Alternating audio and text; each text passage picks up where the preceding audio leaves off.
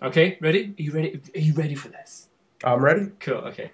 Hi everyone, this is Don Bauer here. I am having a good old chit-chat, chin-wag with Eric Rossi all the way over in America. Amazing, no time lag going on here whatsoever. And we're going to be talking about things which just really piss us off in the photography and camera industry just now. So consider that a warning. This will have adult conversation going on here. If you're a child, do not watch this because we may say like really fucking lots of swear words, if you get my drift. So like earmuffs, everyone, if you're not old enough to deal with this. Adult conversation, adult words. But yeah, this is what annoys us about stuff in the industry. We've got a whole bunch. I'm going to do a part of it, and then Eric's going to do the other part of this. But also what I want to know is all the things that we're complaining about. If you could, in the comments, give us your own opinions as well, or if you want to put up your own videos, link in the comment section down below, because I'd be interested to hear your points on this, because we could be totally missing something, totally not seeing it. And again, YouTube is all about the community, so we want to hear your thoughts on this. Nice, as well. positive community. Yeah, happiness. No trolling, people. No, what is? Okay, so Eric, right, first thing that pisses me off in the photography industry is the current generation of prices going through the roof, and I consider this to be in almost all aspects of photography. What I do think is that there's some things which are becoming amazingly cheap. If you want a 24 million pixel camera, you can get the Nikon D3300 for about £300. So that's amazing. But it's the stuff which has come out which is kind of, it's the same thing but a little bit newer, and it's double the price. Yep. My example, one which just blew my head, was for example, Canon, their 24-70, good lens, very good lens. I think originally when that was out, it was around about 1,000, 1,200, kind of stuff like that. They brought out a version 2, and that's, when it came out, it's about £2,000. You're like, oh my god, that's double the price. And what difference are you actually seeing there? Also, I think Nikon, when it had its 70-200 VR1, that was going around about 1,400 at its like peak price in pounds in the UK, and then the new one came out, and that was £2,300. Like £1,000 more for what? For relatively nothing. So I'm getting really pissed off with what it seems like the camera companies are just like going, we're not making enough money this year, let's pump out exactly the same lens with a new something on it and charge double the price. But it's these assholes. I'll break out the big first one. It's these assholes in the photography community that will absolutely buy it for no goddamn reason, and that's why people charge it. Yes, supply, demand. But there's no demand for it. It's kind of like the whole Apple thing. Like, oh, I have the new iPhone. I mean, I do have iPhone, whatever, but I'm not like an Apple head. I don't give a shit. It's just like, just because it's out, just because it's new, doesn't make it relevant. It doesn't mean, enough. Stop buying shit you don't need. Yeah, you have the D7000. Do you need the D7100 necessarily if you're doing the same shit you're doing? No, you're buying it. Yes, it's a newer technology. I get that. But do you really have to go through the thing of selling your camera, paying an assload more for it? Absolutely not. That's something which is technology-wise. So you're saying like the iPhone or the iPod or something like that. Okay, there's technology that changes, but when you're talking about glass, like lenses and cameras, there's not a huge amount that you're going to see. I don't think anybody has ever looked at a professional photo in a gallery and gone, oh, that was the VR1, not the VR2 taking that photo. It's like, that's never happened.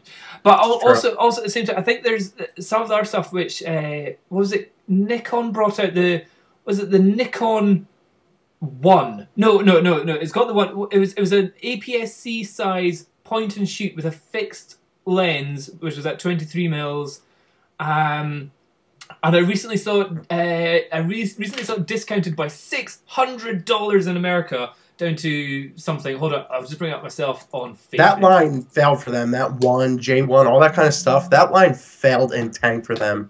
Terrible. When the J, or was it the V3 came out, it was about £1,000, and I'm going, if you just wait like a week, it's totally going to be half that price, and $500 off. Yeah. So it's kind of the case of, I don't mind if something is expensive because it's expensive, but if it's expensive just because they think they can rip people off for the first month of it being out, you just kind of go, I don't mind paying the value of something that costs £1,000 if it's worth £1,000. Yeah. But if they even know themselves that in about a week it's going to be discounted hugely, you just kind of go, that's ripping off. Here it was the Nikon Coolpix A. Coolpix A came out, and that was saying save $600, so it's down to $500, and that is just a point and shoot with an 18.5mm fixed lens. So you don't even have the option of taking the lens off or anything like that. It's a shitty little point and shoot, yet it was going for over $1,000, and in the UK that would have been £1,000. So for me, I'm just like, what is the goddamn point? But like as I said, people will buy it and they don't know why. It's because they'll go to these, electronic stores, whatever's around you, and this guy who knows jack shit about cameras is like, this camera is, expensive, but it's professional quality. It's a fucking point and shoot. It's not going to get you what you need. Yeah, I'm totally there with you on that. On that. I think there was actually a recent blog post by Tom Hogan, and he was talking about the camera industry. I think he was talking about Sony actually pretty much controlling the whole of the camera sensor industry. Because if you take out Canon, which makes its 3 sensors, Sony does it for everything from security cameras to phones to tablets to all our kind of cameras, and all the Nikon cameras as well. Yeah, Nikon takes their old stuff. Yeah, so like Sony kind of owns everything, and Nikon are charging a huge increase for what is a camera which isn't really any like. I'm not talking about just now, but in the past when they're still using Sony sensors, like. You are paying more for a brand, but you're not paying more for a better brand. That's what I kind of think at the moment. So prices really are to the point where you kind of go, oh, there's a new thing coming out. I'm not going to buy that until a year down the line and it's second hand when it's actually the value of what it should be. I agree. No, and I don't know. I guess one thing that really jumps out to me, and a while ago, I made a reaction video, and I got a lot of shit for it, but I don't give a shit, about the 24-70 Tamron having VR.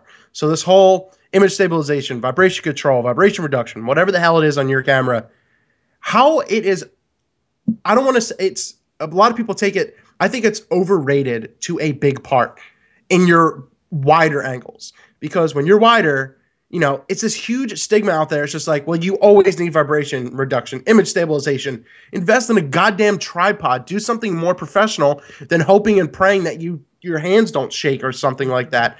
So I think it'd be more interesting because, like, obviously a lot of your viewers watch that and they were like, well, you don't know what the fuck you're talking about, blah, blah, blah, blah, blah. It's a goddamn wide angle lens. The focus is extremely, it's easier. VR to me is a little overrated on the wider end.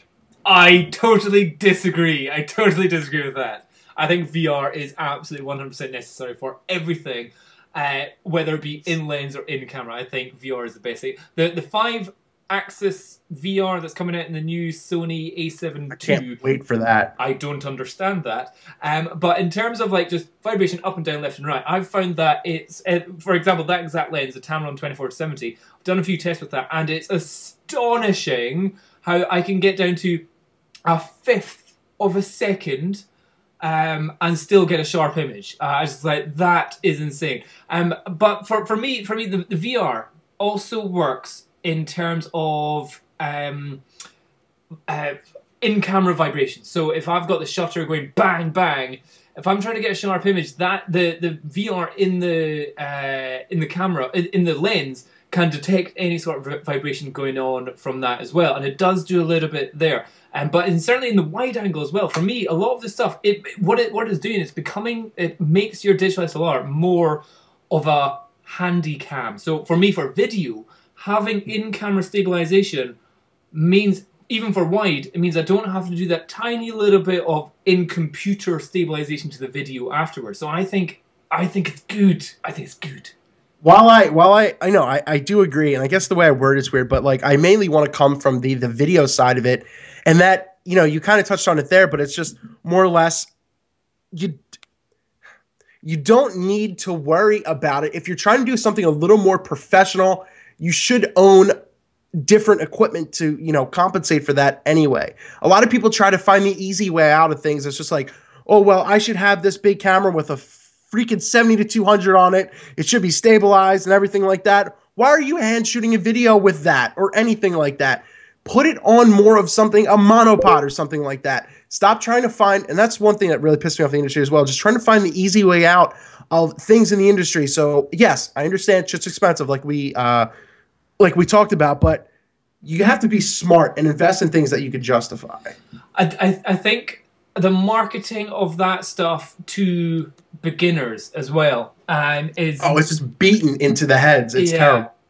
Is where you kind of go, are they really good at, like, there's you develop skills, physical skills when you're taking photos. If you kind of, every time you take a photo you go, it's a bit blurry, what's going on? You develop hand-eye timing, breathe. Like, a lot of the time I'll be in somebody's house taking videos and or taking photos or whatever, and they go, and that after I've taken the photo I go, oh, now I can breathe, and they're going, why were you holding your breath? I'm like, well, I was breathed out and I was taking it so it'd be still, so whenever I take the photo there's no vibration going on. They're like, really? And I'm like, yeah. So like there are like physical motor skills that you develop as a photographer while you're doing a lot. So I sometimes wonder if you have too many things from the stuff. Like, at the same time, people say, oh, you should only have manual lenses, and they think that having autofocus is bullshit. I'm like, no, you need, like, if you're shooting a wedding or something, you don't have time to get the pinpoint accuracy. Oh, it'd be a nightmare. But at the same time, I do understand that manual focus is a very important thing to have. And see, when you get a manual focus lens, oh, it feels so good. But okay, we've gone off on a tangent there, Eric. Yeah, a little bit. Okay, right. Let's bring it back. So we're talking about pissed. We get it.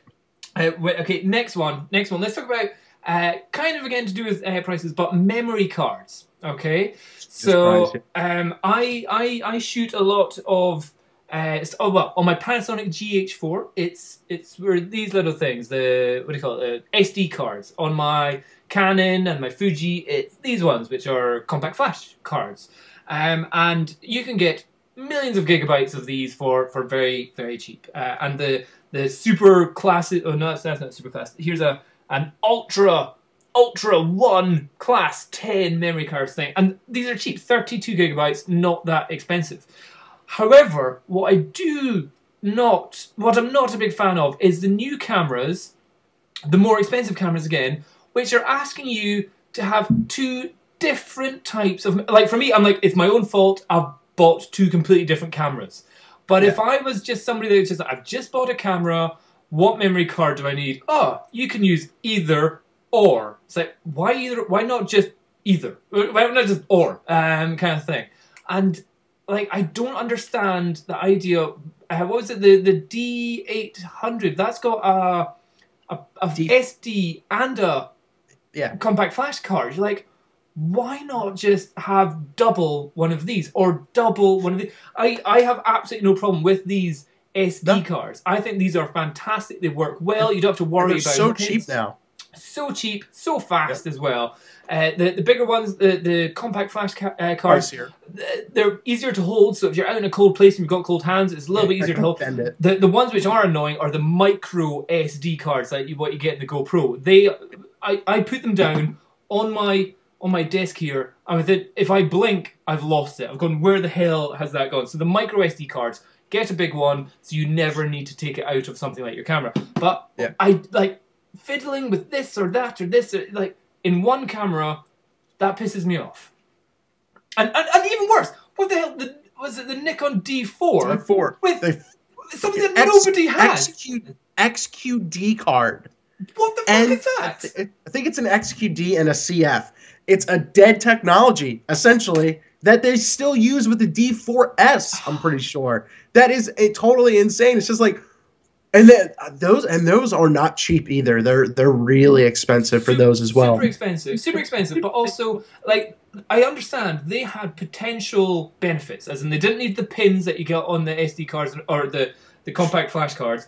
But at the same time, it's like nobody uses it, and like if I go into any shop and go, oh, my memory card reader is dead, they'll be like, oh yeah, here's another memory card reader, not a problem. But I'm going, does it take XQD cards? Any computer shop, they'd be going, what the fuck is an XQD What the hell is card? that? Yeah. So even if I go into Currys or Comet or PC World, the computer stores in the UK, they just like, never heard of it, mate. What is it? Is that an old technology? It's just something which they brought out. They thought it was going to be cool. They thought other brands were going to take it up, but they haven't. And it's just like, dude, don't do that again. And they still used it. They still used it going from there. That's, I guess, kind of off of that point, and that's just like kind of these camera brands and you know, hearing the customers. It's just how the hell they walk around these issues. And I know we've talked about a specific brand or two, but like the D600 was walked around for like a year or two before with their oil issues, those dust issues. Nothing was going on. It's just like, oh, well, yeah, it was only in the blah, blah, blah. But it's just like how these brands just don't give a shit about the customer, you know, at all. And they just keep putting out the same line, you know, of junk, your D3000, 3100, 32, 33. It's the same shit. Same shit, different body, and not much change in what you actually get. The Canon was probably really bad with that because their 550D, 7D, 60D, 600D, 700D, did I say 650D? All had exactly the same sensor in it. So it wasn't a case of like, oh, I've bought a new camera. It's now 5 years newer. It's exactly the same camera. There may have been some tiny little bits inside the camera going, you've got more frames a second somehow, or some push like that. But effectively, you weren't getting more pixels, you weren't getting more dynamic range, you weren't getting better ISO, nothing. You're just like, that is the kind of real case of like, oh, they brought out a new one. It's the same, not interested. It's like, oh my God. And it's more money. Yeah, it is double the price again, but it'll be discounted to half the price in about a month's time. But I just say, like, a lot of the companies now just, I think they push cameras out before they're ready or before they've done their I think what a lot of them consider now is if they give out 10 cameras to 10 sponsored photographers and they go and do 10 YouTube videos, that's our camera testing.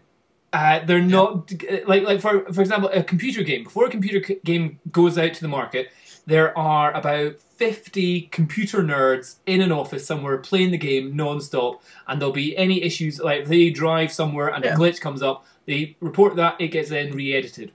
With the camera companies, I get the strong impression that they go, we've built it, we've given it to 10 photographers, it's worked with them, cool, let's give it to the mass market. And then the mass market go, hold on, thousands of us have got a problem with it, and they go, nah, it can't be right, nah, we've tested it. It worked for these freaking guys. Yeah, it worked for these 10 people, so it should work for everyone. And the other thing is, all these cameras, in the end, inevitably are being built somewhere in China, or Taiwan, or wherever.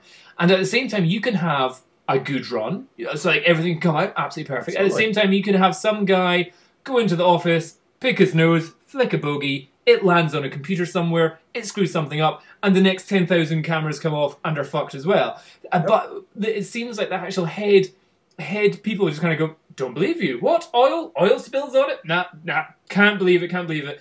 And the annoying thing is, there's also, like, these companies also have, like, extra paid subscription things where, oh, you can, if you're a pro photographer, you can get the Nikon professional services.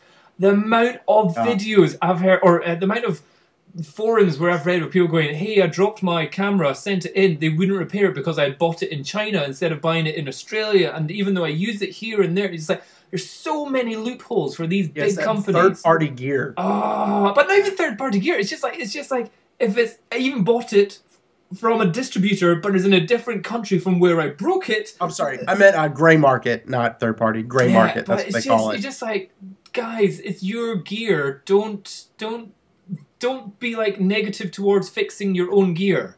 And don't treat us like assholes. I mean, essentially, they're treating us like we're stupid. Like, yeah, we can't do anything wrong. It's just like, no, this stuff is wrong. It's impeding my workflow. Fix it. Well, okay, let's next part of this discussion here.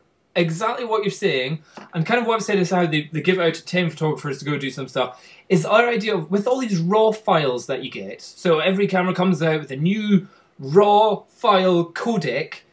If you then try and go, oh, I've got a brand new camera, stick into my computer, and then you open it up in Adobe Lightroom, oh, I can only look at the JPEGs. You're like, what's going on here? I've just brought a brand new camera, it cost me £2,000, I've had to buy different types of memory cards, and then you call up Nikon and say, hey, why can't I see my RAW files? Oh, have you updated the latest Adobe? Oh, yes, I have. I updated it yesterday. Oh, sorry, we only released this camera last week. We haven't sent out the codecs to all the software companies to put that out. You're like, what the fuck? So I've brought this brand new camera that you're saying has got amazing dynamic range and super pixels and all that kind of shit, and all I can look at is the JPEG fine. You can't do anything with the file. And it's even gotten worse to where essentially I was forced to go Adobe CC because Lightroom stopped its updates, Photoshop stopped its updates when I got my my Nikon D600. And it's just like, Jesus Christ, I now have to go to and I made a video. I hate a subscription-based model. Yes, it's affordable, but I don't like that it's another thing every damn month. I love the physical product. You know, what happens if a server shuts down or some shit? Whatever. All this kind of stuff is just like, you're screwed. You want to use a newer camera? Have fun. It's like, I like using car analogies. This is a bit like a car company producing a brand new car that thousands of people buy and then going, oh, we have no fuel for you to use it with. So you're like, oh, I drove it for 20 miles and now I can't drive it anywhere because there's no fuel for me to use it. That's the thing with the RAW files. Oh, I've got this new camera.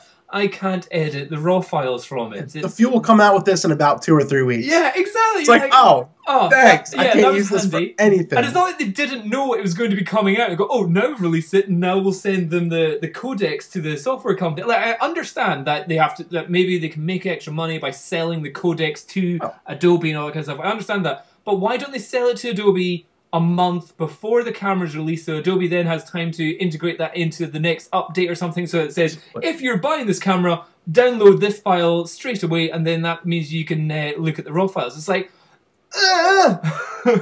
but hold on, right? Okay, Eric, we've been going a long time, so everyone, we're going to cut this conversation off here, and we're going to start ranting on Eric's channel now about the next, this is the tip of the iceberg of us having a rant just now. So from here, I'll put the link down to Eric's channel down below, and you can see us shouting and swearing on his channel as well. So swear words everywhere. Yay. All right. Okay, cool. Right. See you guys later. Cheers. Bye-bye.